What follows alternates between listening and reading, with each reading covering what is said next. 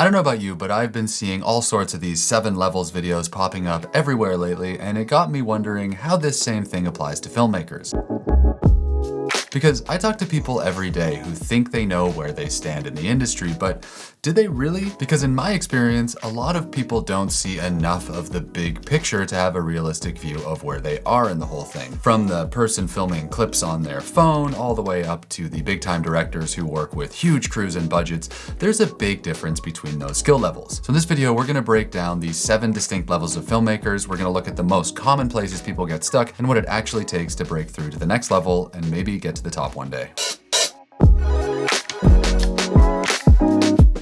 Okay, so we're clearly jumping on an internet trend here, but just because I spent way more time than I wanted in Photoshop trying to copy this thumbnail model, that doesn't mean it's not still a great exercise for filmmakers and photographers, because seeing where you fit into the bigger picture can help you set realistic goals for your future. It's not about comparing yourself to others, and no matter where you are on this list, breaking through to the next level is much easier if you understand what it takes to survive when you get there. So starting at level 1, we have what I'll call the enthusiast. This is where everyone starts, and it's that magical time when you've just discovered a new passion for cameras or film or whatever. Usually there's something that inspires you or maybe jumpstarts the interest, and from there you go deeper and deeper into it until you realize you're thinking about this stuff a lot more than most people. For me personally, it was seeing the documentary War Photographer. Before that, I didn't even really think about photography or video as a job, but after that, I started researching everything about it. Enthusiasts usually start by shooting with whatever camera they already have, so these days probably a phone or small mirrorless camera maybe, and because they're putting more thought into what they're doing than the average drunk uncle at a wedding,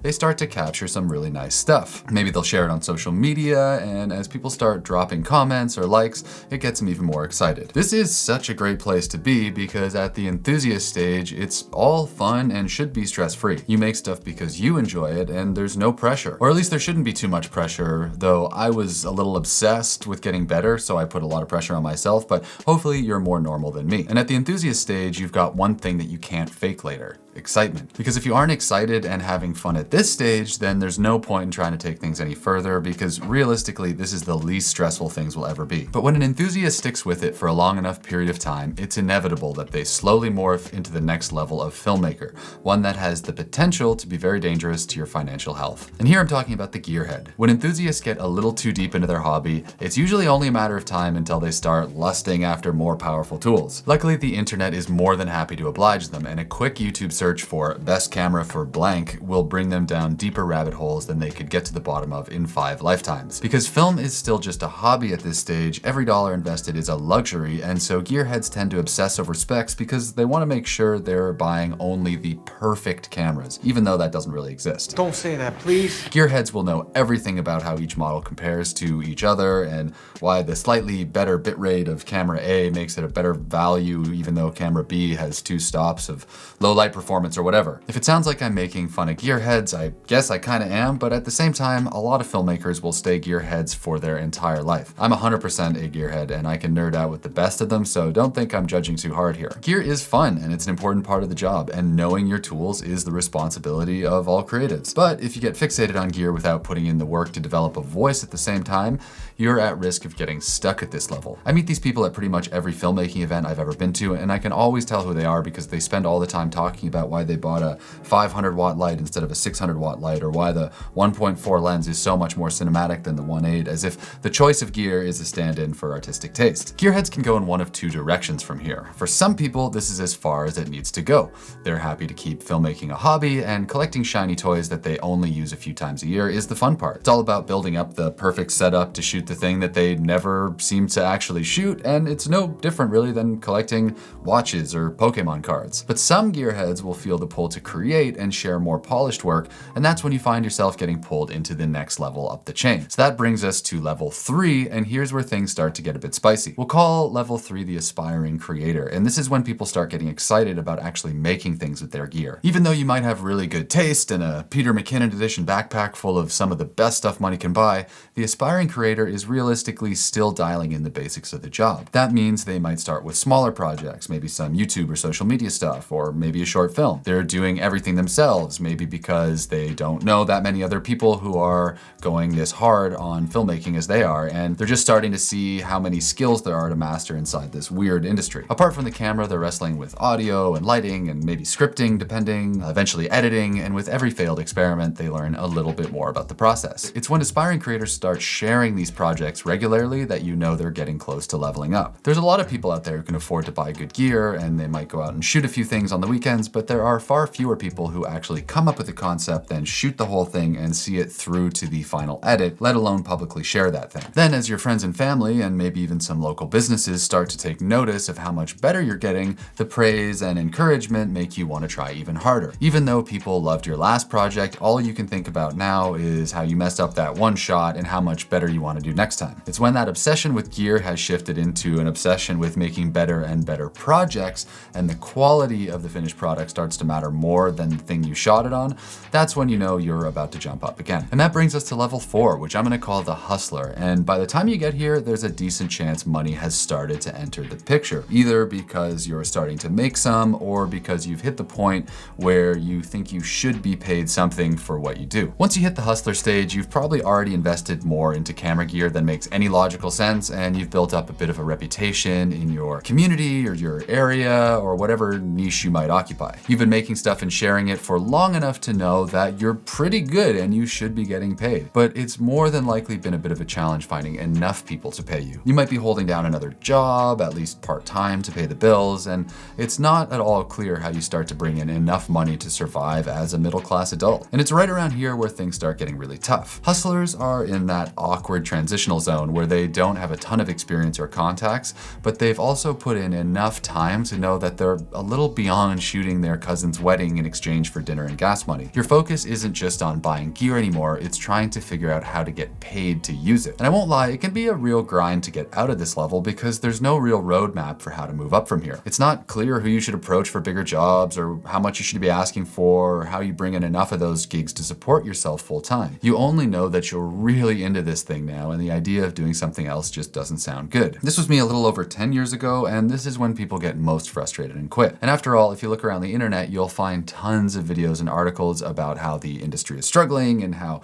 AI is going to destroy Hollywood, and it seems like it might just be easier to go off and do something else because everyone is saying that film is impossible these days. But the only way to stay in the game is to, well, stay in the game. And the real reason people get stuck at level 4 so much these days is that they don't do the one thing that matters most right now. And that's what level 5 is all about. But before we get into level 5, I just want to take a minute and shout out the sponsor of today's video, Audio, because if you're at the hustler stage of your filmmaking journey, the one thing you're almost guaranteed to need is music. And ideally music that doesn't get you sued and your work scrubbed from the internet. I did that once early on, like I spent 2 weeks cutting my first doc sequence to a Moby song and it got hit with a takedown notice pretty much immediately. So learn from my mistakes and just start your edit the right way and go royalty free. Audio gives you access to thousands of tracks, AI powered song matching tools, and with the new Elements version 2, Pro Plan members can even break down their songs into individual stem tracks so that the song will match the vibe perfectly. If you don't know what I'm talking about, that just means that you can separate each individual instrument. So maybe you love a song but hate one crazy guitar riff or something. You can just cut it. Pretty amazing tool for a hustling filmmaker, and it also comes in at the best value price in the industry at just $59 a year, which is about a quarter of what these services normally charge. Anyways, if you want that discount, there's a link below and you can use the code Luke70 to take 70% off the full retail price and bring it down to just $59 a year. All right, so picking back up where we left off, before we break down what a level 5 filmmaker looks like, let's just take a minute to talk about the current state of the industry. We're sort of in the age of peak quality when it comes to filmmaking tools, and for the last few years anyways, it's been pretty hard to find bad gear at really any price point. Like you might have heard a couple years ago how The Creator, an $80 million sci-fi epic, was shot on an FX3 that you can get off the shelf at Best Buy, and then 28 years later was shot on an iPhone 15, and it gets even less important when you get out of the world of Hollywood blockbusters and down to the level where most people actually live and work in the industry, because there almost anything is good enough. For most people, it doesn't really matter if you have a Sony or a Red or anything else. Everything is gonna look good technically if you know what you're doing. It's no longer enough to just be a good technician because the tools are so accessible that everyone is able to rig up some tube lights and shoot 6K 120 slow-mo log footage of a hazed up boxing gym. I'm sorry, but no one cares anymore, and in the age of AI, technical perfection is about to matter even less. That's why the level 5 filmmaker isn't defined by how much money they're making, but by becoming more than a technician. They become storytellers. Now, I know the whole "I'm not a filmmaker, I'm a storyteller" thing sounds super pretentious, but just hear me out because it's the best word there is, unfortunately. Now, it used to be that to have a successful film career, you just needed to be good enough to make your work look like all the other work around. Like if you got hired to shoot a car commercial, as long as you made it look the same as other high-end car commercials, you would probably keep working. If it looked professional, then it kind of was professional. But that's not so true anymore. Like we just said, image quality is so accessible that it's not enough to just look slick. It needs to actually say something. And AI is going to make this stuff even more true, so the level 5 filmmaker knows that stories are their ticket to standing out from the noise. Because now is the worst time to be a clone of something else. What you really want is to develop a voice that's recognizably yours, and that means storytelling. Now, depending what niche of the industry you're into, this can look different for different people. For me, as a documentary guy, that meant shooting my own short docs. And I made them about anything. Environmental issues, and MMA fighters, and social issues, inspiring people,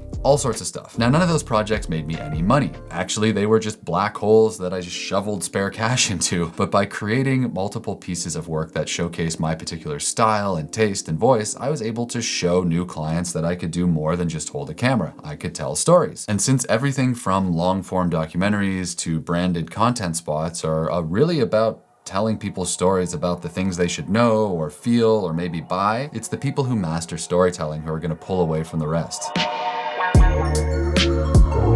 As we get into the top levels here, we're now firmly out of the world of the hobbyist, and level 6 of this video is where we find the professionals. These are people who are making a living, or at least a very large portion of it, from the film industry in one way or the other. This person, or maybe group of people working together, has a strong reputation in their niche and a big enough network of contacts that they're bringing in regular work that's paying more or less what other professionals are getting for the same kind of work. You probably own all the gear you need to do your job, and if you don't, it's because you work in a sector where it makes more sense to rent instead of own, like super high-end commercials or narrative stuff. More than likely, you're working on projects that require some element of collaboration as well. There are so many different models of what a professional filmmaker looks like these days that there's no one clear path to making it work. The days where joining the union and working your way up the ranks from trainee to cinematographer or whatever was the only way, those are way behind us. And while you can still do that if that's your professional goal, as production drops in Hollywood, there are fewer and fewer spaces there, meaning only the really dedicated people are going to break in. But luckily these days there are so many other ways to do things that you don't ever need to join one of the unions if you don't want to. I mean, I've made 100% of my living with a camera for nearly 15 years now, and I've never been in the cinematographers union, even though I technically qualify for membership. But no matter how you make money in film,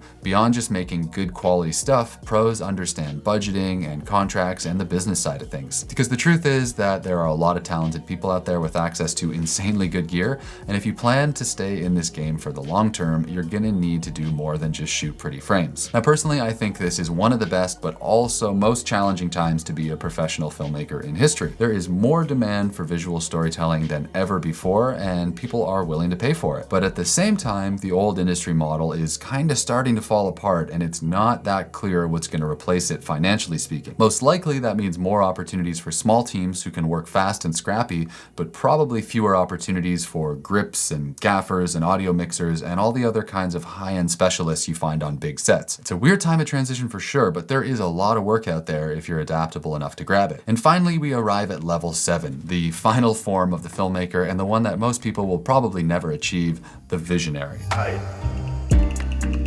And I don't mean visionary in the sense that they see trends and capitalize on them like some Silicon Valley founder. I mean it in the sense that they have the vision and focus required to create at the very highest levels. A visionary filmmaker needs to be able to pick really good projects, pull together amazing teams, and then lead those teams for long periods of time while sticking to their vision. Because there are so many different ways to tell a story that you'll get totally different versions of the same thing depending on the voice of the filmmaker. I mean, just look at the Batman franchise over the years and you can see just how differently directors directors can approach the same basic story. Now, not all professionals are visionaries, not even close. I mean, I've been doing this most of my adult life and I would never call myself a visionary. And honestly, there's a good chance I'll never get there. And that's okay, because not everyone needs to be a visionary to have a great career in film. You just need to find those people and figure out how to work with them. When I think of visionary filmmakers, I'm thinking of all the big name people like Spielberg or Christopher Nolan or Tarantino, all those people for sure. But there's also lots of people working on a smaller scale that I think fall into this category as well. For me, like Chloe Zhao or Sean Baker or Ari Aster, they all definitely belong in this list as well, as do hundreds or maybe even thousands of others. But the point is that to become a visionary filmmaker, you need to have a clear and unique voice,